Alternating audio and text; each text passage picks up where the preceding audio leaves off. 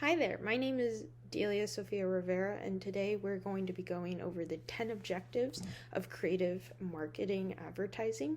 Now, I know there's a lot of video examples that I'm going to be including throughout that I will not be covering fully throughout this presentation, but I hope that some of the examples that I provide today will give better clarity as to what we'll be going over for each of these principles. Now, of course, we have our Rice Krispies ad.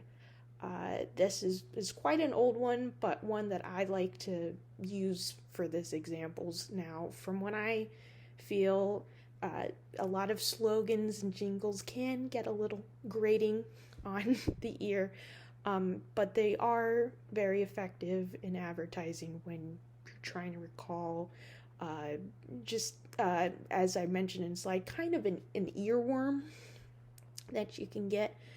And this ad kind of takes a direct poke at that one of the, opposing actors in here quotes, oh, that's a cute little jingle you got. But then the other opposing actor goes into why Rice Krispies is such a great brand, kind of signing off with that snap crackle pop ad. I feel like it's so important, especially for a parody product like Rice Krispies, since there's so many cereals out there, that it kind of takes that ridiculousness at heart, but not in a mean or condescending way, but just as I said, a playful jab at the viewer. Ooh, come on. There we go. Fishwife. Now, this is a great, interesting brand. They had a very good, detailed, unique selling proposition throughout their website, and just through, I feel like, their advertising techniques. They went in detail. I did not include the other graphic just because it was so large. It just wouldn't feel like it fit the theming of this slideshow. So I, as I said, picked out the most, graphically efficient. These kind of went in detail on each of their products' values. Very portable, able to be eaten with good health consciousness in mind. Very clean ingredients, sustainably sourced, and then goes, as I said, down the list of why and how they were able to do that.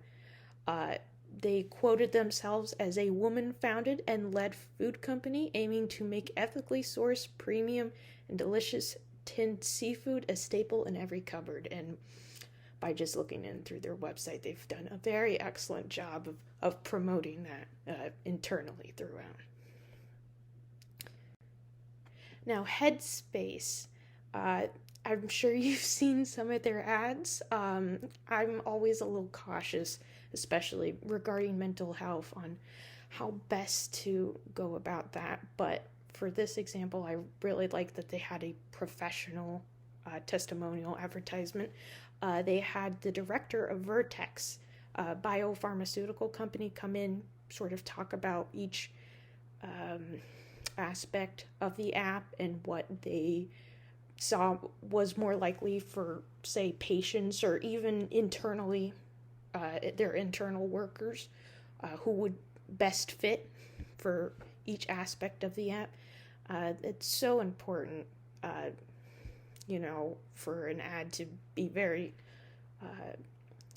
transparent in these ads, not seem disingenuous towards the viewer, that every single aspect for them, but that the aspects that they do capitalize on are very important.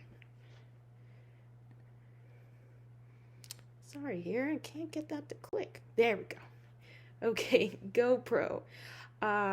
They form these affective associations by, of course, the cute baby animal. I feel we've all been prey to that, but this ad kind of goes into details about this animal sanctuary, Grace, and all of the good work that they're doing right now to kind of save these endangered animals right now.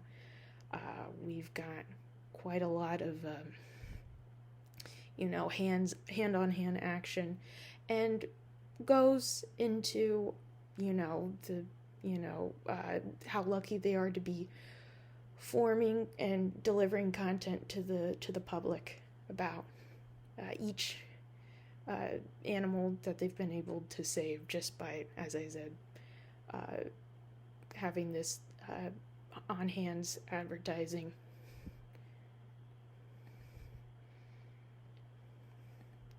There we go. The CDC. I remember this ad when I was a kid.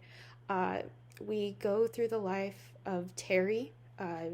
She is currently a cancer patient, struggling every day. I believe throat cancer. She was struggling with throat cancer.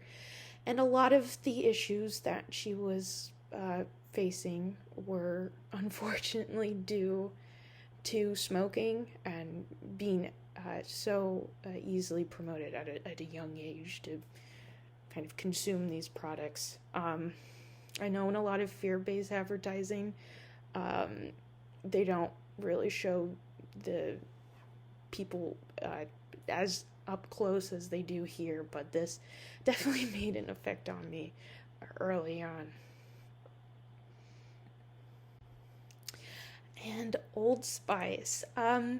For these social anxiety ads, as I said, anything that's kind of in the comedic tone, I feel just generally appeals to the viewer a little bit more. I think a human societal fear that we've all felt was smelling or, just having really bad body odor. Old Spice directly kind of confronted that, kind of playing up their, I would say, almost hyper-masculinity, kind of the ridiculousness of it, but how we as humans usually overplay towards that we need to overcompensate, or I believe they said overcompensate. A very funny little pun, but I think it's a very good way to, again, kind of get to people that, nobody really wants to smell bad, but you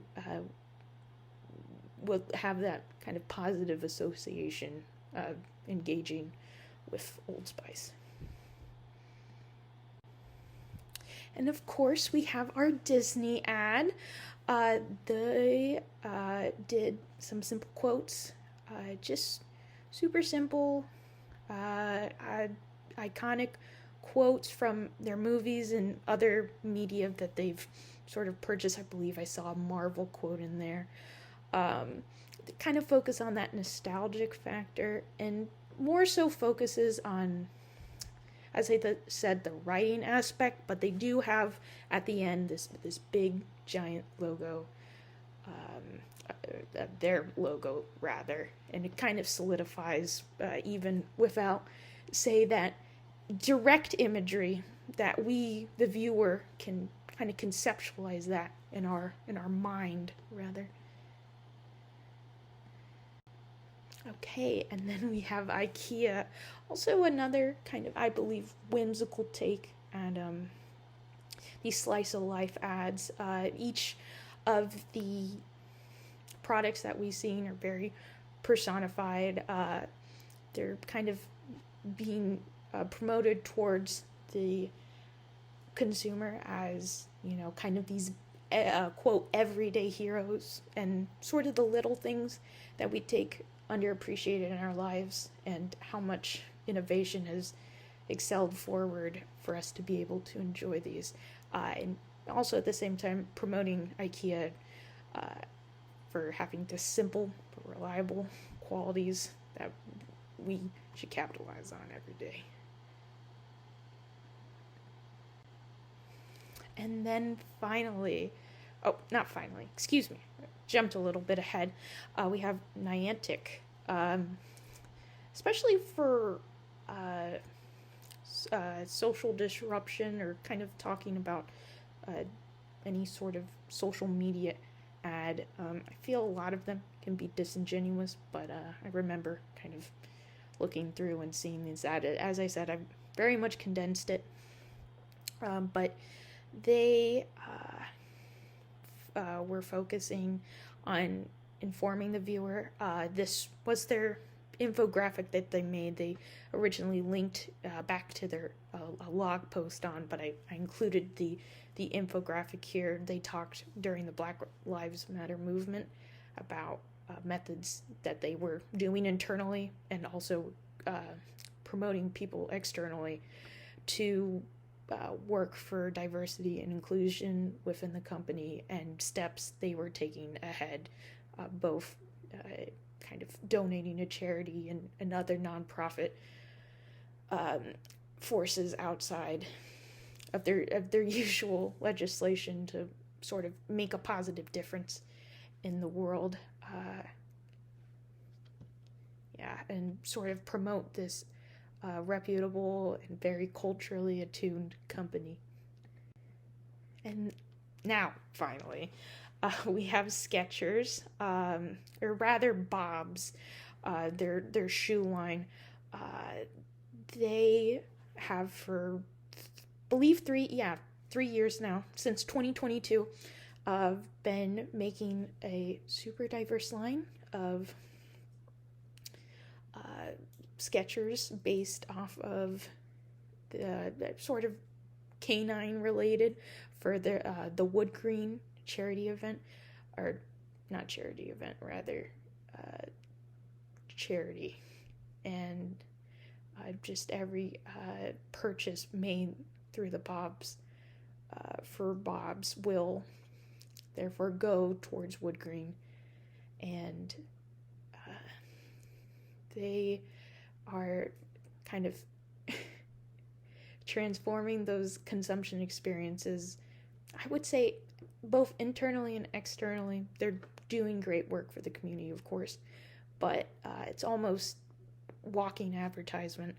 If, say, someone were to like the shoes, the customer would then promote both the company and feel good about themselves. A very good linked association with the Skechers brand. And of course, finally, we have all of our references listed out here. As I said throughout, there's quite a wide swath of